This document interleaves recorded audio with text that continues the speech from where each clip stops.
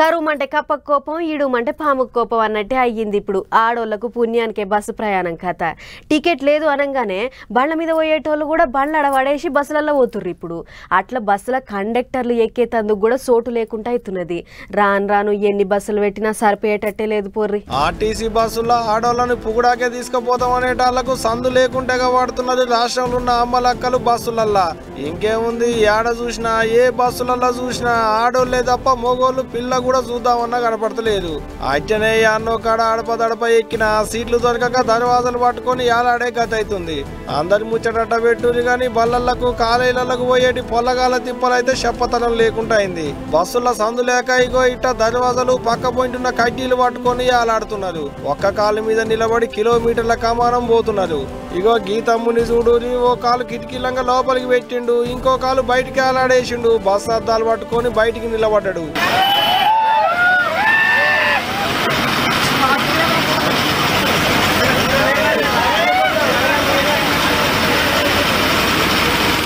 హైదరాబాద్ కించి చౌటుప్పలకెళ్ళ పోయేటి బస్సుల్లో సోట్లు లేక కాలేజీకి పోయేటి పొల్లగాళ్ళు పడుతున్న తిప్పలకి అన్ని ఆంకాల ఏ కాలో చెయ్యో జారితేమన్నా ఉన్నదా చెప్పురి